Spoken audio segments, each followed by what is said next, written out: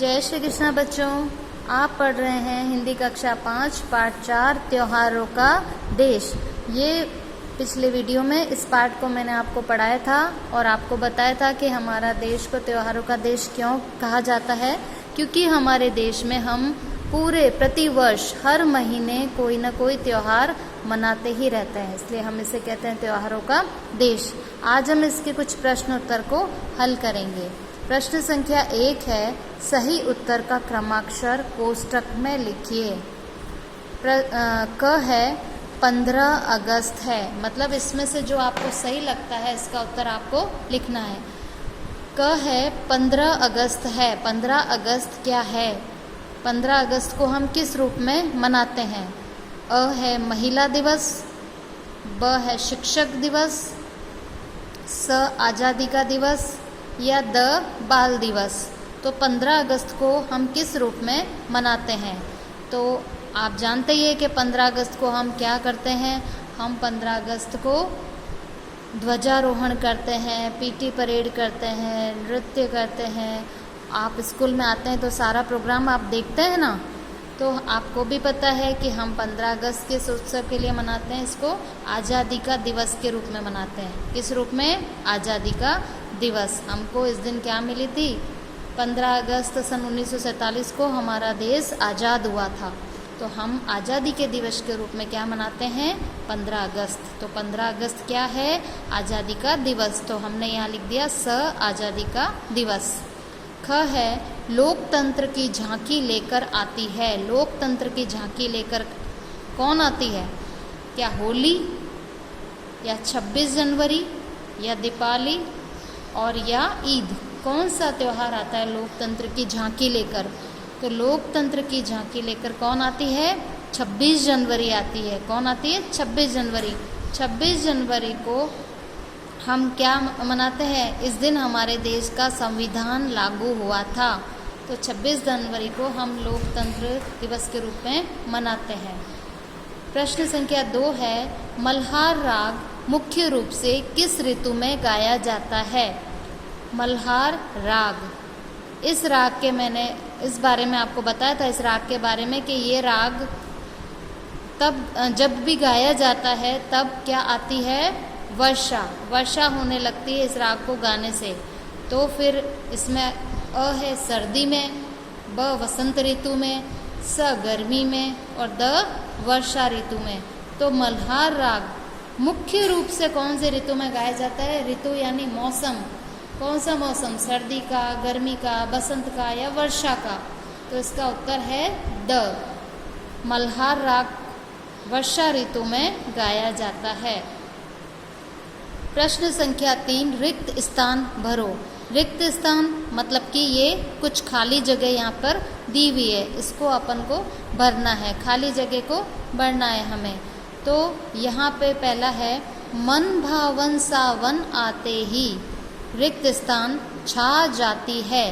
क्या छा जाती है? मन भावन सावन, सावन का मौसम आते ही यहाँ पर क्या छा जाती है? तो यहाँ बादली या हरियाली क्या छा जाती है? तो सावन आने पर क्या होता है?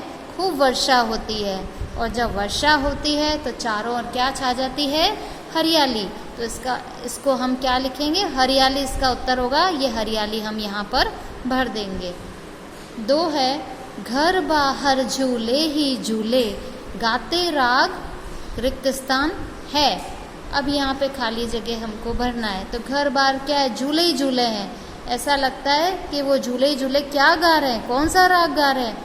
क्या मल्हार राग गा रहे हैं या केदार राग? तो ये हमने पढ़ा था मल्हार। कौन सा राग गाते हैं? मल्हार। तो घर बाहर झूले ही झूले गाते राग मल्हार है, इसका उत्तर हो जाएगा मल्हार। इन दोनों में से एक उत्तर अपन को यहाँ पर लिखना होता है। तीसरा है, बासंती फूलों की खुशबू झोली में भर जाती है।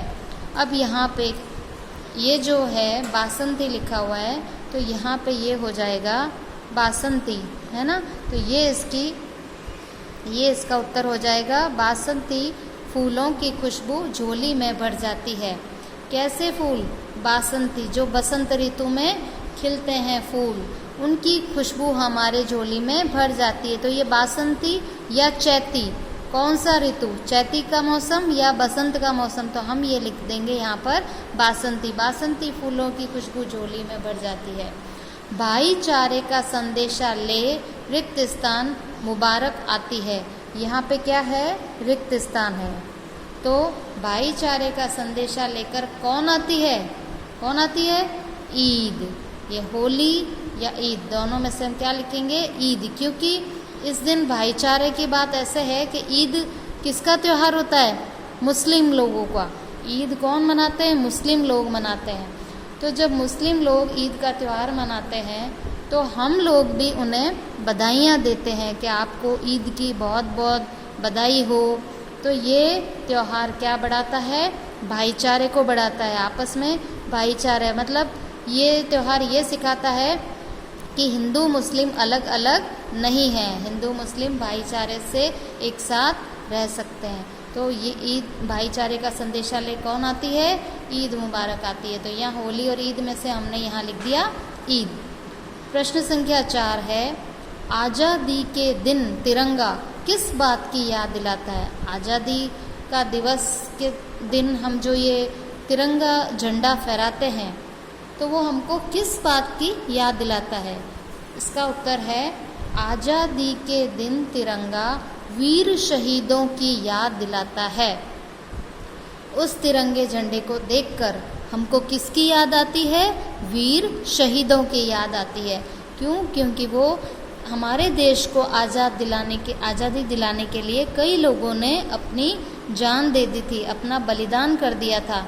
शहीद किसे कहते हैं हम, जो हमारी मातृभूमि के लिए अपनी जान दे देता है, अपने प्राण दे देता है, अपने देश की रक्षा के लिए दुश्मनों से लड़ते लड़ते अपने प्राण दे देता है, उसको हम क्या कहते हैं, शहीद। तो हमारे भारत देश को आज़ादी दिलाने में कई वीर शहीद हो गए थे, कई वीरों ने अपना दुश्मनों से लड़ाई करते करते अपने प्राण गंवा दिए थे। तो उस आज़ादी के दिन को हम उन वीर शहीदों की याद दिलाता है, हम उन्हें याद करते हैं कि आज जो हम इस आज़ादी के साथ इस देश में रह रहे हैं, ये हम किसकी वजह से रह रहे हैं, उन वीरों की वजह से जिन्होंने हमारे देश के लिए अपना बलिदान दिया।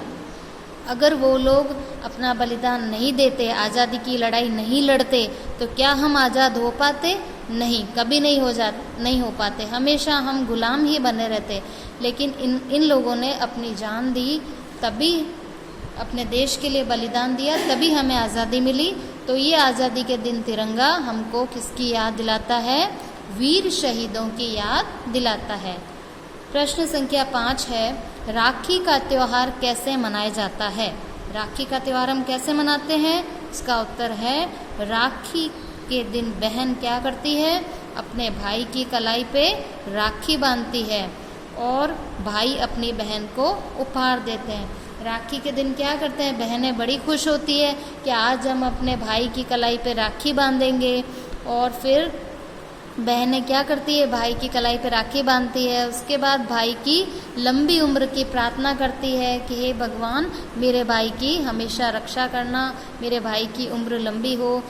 तो ये सब मन्नत वो मांगती है और बदले में भाई क्या करता है, वो भी अपने बहन को रक्षा का वचन भी देता है कि मैं बहन तुम्हारी रक्षा करूँगा। तो वो भी बहन को रक्षा का वचन देता है और बहन को क्या देता है, उपहार देता है। क्या देता है, उपहार यानी गिफ्ट। वो तो आपको अच्छे से पता है क्योंकि राखी पर आपके भाई भी आपको ज़रूर गिफ्ट देते होंगे। तो राखी के दिन जो बहन है वो अपने भाई की कलाई पर राखी बांधती है और अपने भाई और जो भाई हैं वो अपनी बहन को क्या देते हैं, उपहार देते हैं।